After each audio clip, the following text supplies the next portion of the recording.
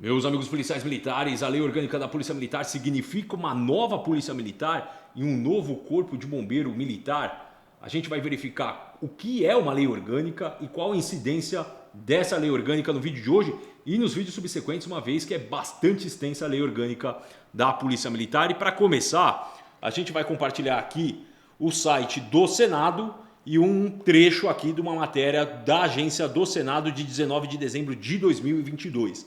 Lei Orgânica das Polícias Militares e dos Corpos de Bombeiros Militares, né, vem para o Senado. Isso em 19 de dezembro de 2022. A Lei Orgânica já chegou no Senado. O Senado deve receber nessa semana, e já recebeu, o projeto de lei com normas gerais para a organização das polícias militares e dos corpos de bombeiros militares. Renato, mas o que isso impacta na minha vida? O que a lei orgânica está traçando? A lei orgânica nada mais é do que uma lei de organização. Então, uma nova organização dos corpos de bombeiros militares e das polícias militares. Qual que é o âmbito da União para regular esse novo contorno do que seja a Polícia Militar e o Corpo de Bombeiro Militar?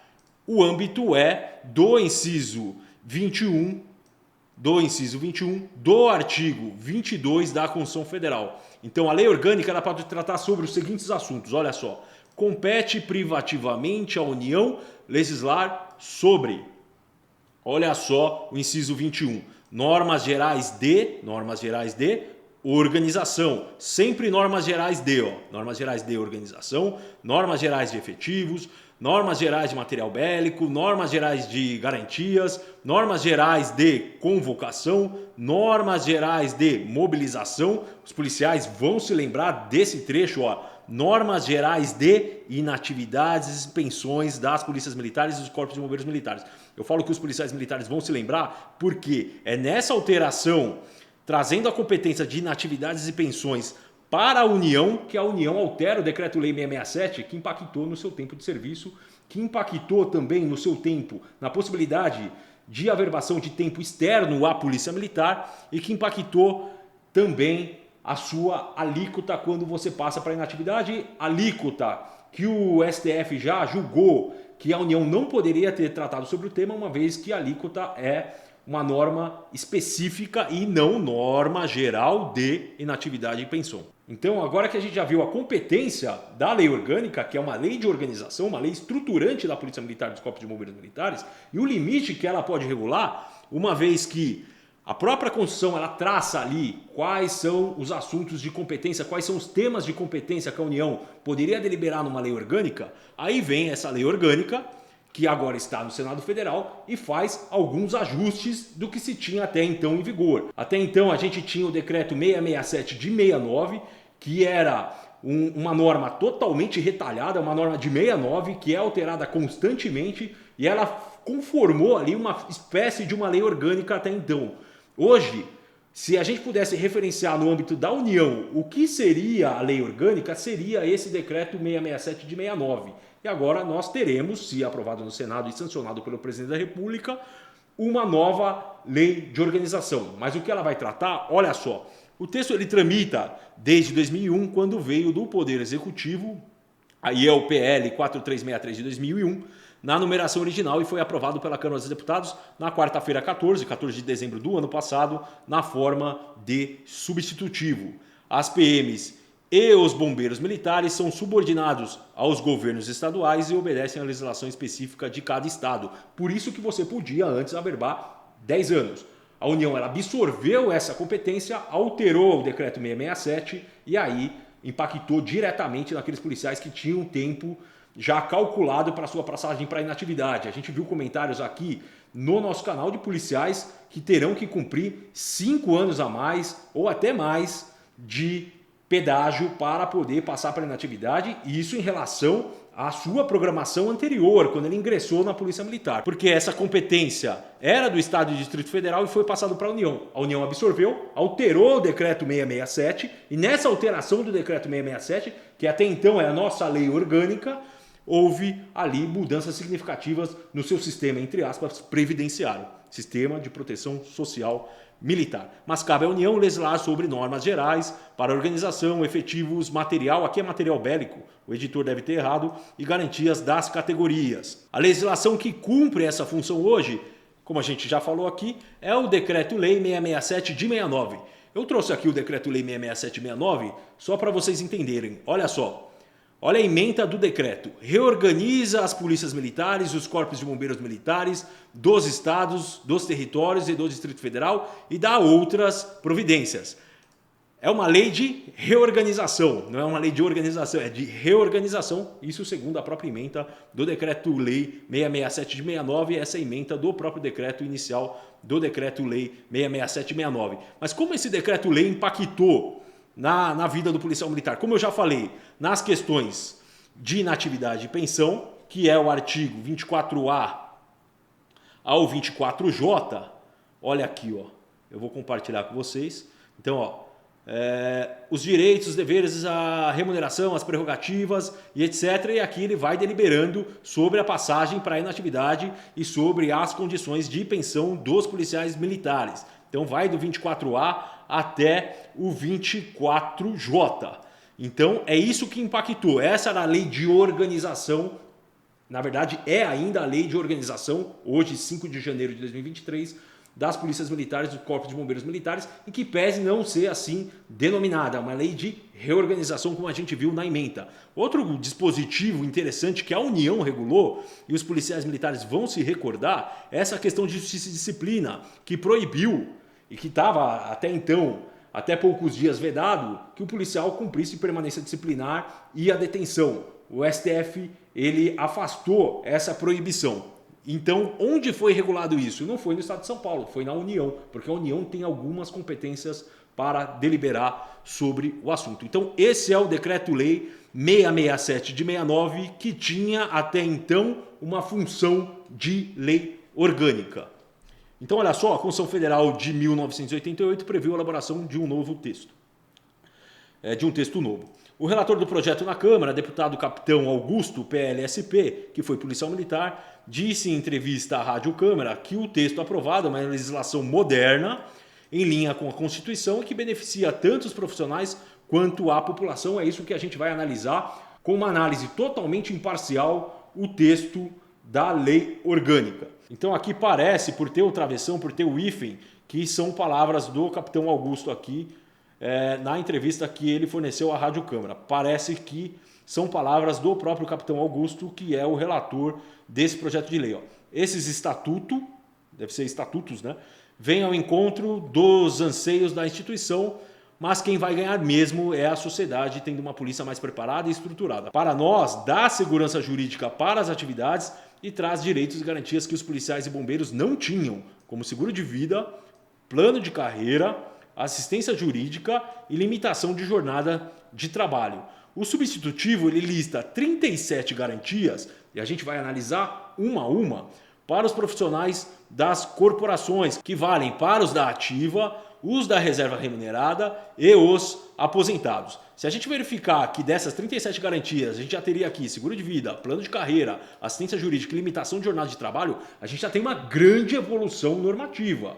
Então há um grande benefício institucional e dos policiais militares com a aprovação, isso fazendo uma análise preambular, porque a gente ainda não se debruçou sobre o texto da norma, mas me parece que é uma lei que traz sim grandes reconhecimentos ao policial militar. Elas incluem o uso privativo dos uniformes distintivos, porte de armas, seguro contra acidentes de trabalho, pensão para cônjuge ou dependentes, assistência médica, psicológica, odontológica e social para o militar e seus dependentes. Então, dentre o rol aqui de garantias, tem inúmeros elementos bastante significativos para os policiais militares. O projeto prevê também a criação dos Conselhos Nacionais de Comandantes Gerais de Polícia Militar, o CNCG-PM e o CNCG-BM, a serem integrados por todos os 27 comandantes gerais, um por estado de cada corporação. O CNCG ele já existe, a gente teria que verificar dentro da estrutura da norma que foi aprovada, do projeto de lei que foi aprovado na Câmara dos Deputados, quais seriam as competências desse CNCG, PM e BM. Ingresso na carreira, ficam estabelecidos requisitos para candidatos às carreiras de policial militar e bombeiro militar. O interessado ele não pode ter antecedentes penais dolosos incompatíveis com a atividade, nos termos da legislação do respectivo ente federado. Deverá ser aprovado em exame de saúde, exame toxicológico e não poderá ter tatuagens que possam ser vistas com o uso do uniforme. Isso provavelmente vai ser alçado para o STF e nem de... E aí eu não vou falar aqui essas palavras porque o vídeo vai cair. A partir, por uma questão do próprio YouTube, que se falar de algumas palavras aqui, ele derruba o vídeo. A partir de 6 anos da publicação da futura lei, também será exigido ensino superior.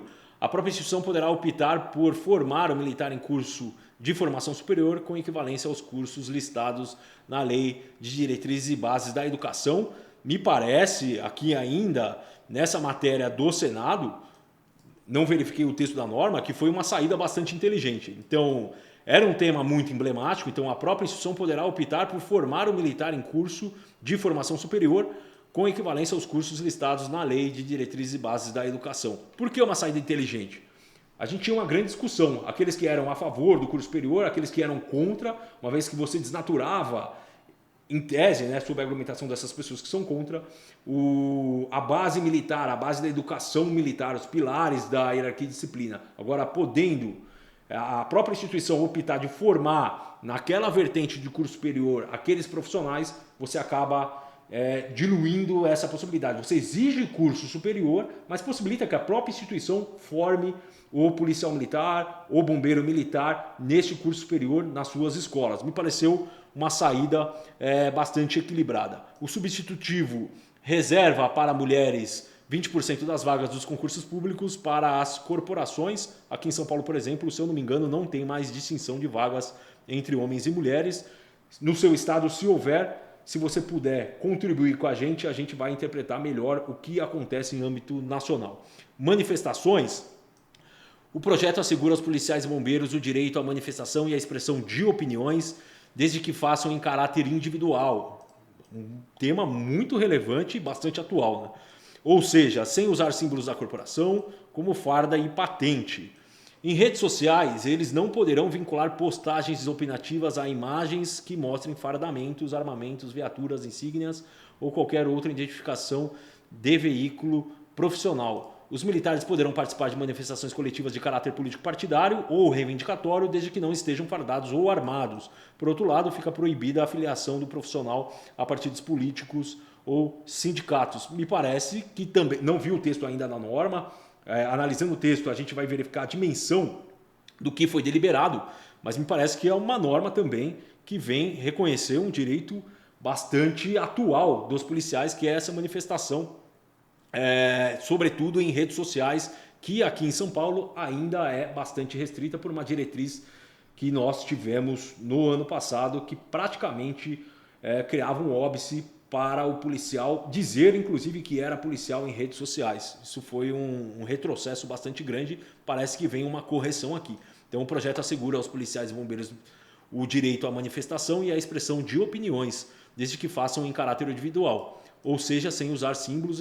Você pode falar o que você achar que deve, todavia, obviamente que respeitando a deontologia, a policial militar, etc., todavia, sem correlacionar essa sua opinião, uma foto fardado, a vídeos que você se encontre fardado, por exemplo, tá bom? Os militares poderão participar de manifestações coletivas de caráter político partidário ou reivindicatórias. Isso também eu acho bastante adequado, porque cria uma possibilidade daqueles policiais militares que desejam ser candidatos exercer também essa vertente da cidadania, que não é só votar, né, mas também ser votado. Isso é bastante importante, ter representantes policiais militares, seja nos municípios, no estado ou na própria União, na Câmara dos Deputados, no Senado Federal. Armamentos. Sob o controle de armamentos, o texto aprovado especifica que as armas de fogo institucionais das polícias militares e dos corpos de bombeiros militares deverão ser cadastradas no Sistema de Gerenciamento Militar de Armas, SIGMA, bem como as armas particulares de seus integrantes que constem dos seus registros próprios. Símbolos. O substitutivo assegura para as corporações a exclusividade do uso dos termos Polícia Militar, Brigada Militar, Força Pública, Corpos de Bombeiros e Bombeiros. Fica proibido o uso dessas denominações, bem como dos uniformes, símbolos e cores, por outras instituições públicas ou privadas e por pessoas físicas. Eu também não vi o texto da norma ainda, mas me parece, uma análise prévia, né, uma análise bem inicial, que, por exemplo, a gente não poderia ter uma associação aqui da Polícia Militar com esse termo, né, Polícia Militar, no seu nome. Não sei se é a melhor saída, mas é ao que me parece, deve ser o texto que constou na norma. Os dias 21 de abril e 2 de julho ficam instituídos como datas comemorativas nacionais para as polícias militares e os bombeiros militares, respectivamente. Os estados também podem definir suas datas comemorativas específicas com base na tradição local. Então é isso, essa é a nova conformação da Lei Orgânica das PMs e dos Bombeiros Militares, que agora está em tramitação no Senado Federal. Então essa é a lei orgânica, pelo que a gente analisou aqui, uma lei que vai trazer diversas garantias e reconhecimento de direitos para os policiais militares e uma nova estruturação da Polícia Militar. Eu vi bastante por alto a lei, só em questão de estrutura. É uma lei muito extensa, a gente vai fazer a análise dessa estrutura no próximo vídeo e depois vamos analisar pormenorizadamente cada artigo e as suas consequências e a estrutura dessa norma para verificar como isso impacta você, policial militar. Compartilhe esse vídeo, são 37 garantias. A gente vai esmiuçar todas as garantias, todas as novas garantias, algumas, né? Novas garantias que vão ser reconhecidas, outras muito provavelmente garantias que já existiam, seja nos estados ou seja no próprio âmbito da União. A gente vai esmiuçar cada uma, a gente vai fatiar essa lei, analisar artigo a artigo e como isso vai impactar os policiais militares que tiveram tanta perda de direitos, sobretudo os policiais militares aqui do estado de São Paulo. Se você gostou desse vídeo, deixa o seu like, isso é muito importante para que a gente possa desprender nosso tempo aqui, preparar um bom vídeo para você, com análise técnica, para você cobrar o seu representante. Então, deixa o seu like, compartilhe esse vídeo com a família policial militar. Será que todos os policiais militares sabem que está tramitando uma lei orgânica e que tem 37 direitos e garantias novos, ou não novos, né? A gente vai verificar um a um. E se inscreva no nosso canal para você não perder o nosso próximo vídeo, que a gente vai tratar da estrutura dessa norma que é tão importante para as polícias e os corpos de bombeiros militares. Até o próximo vídeo.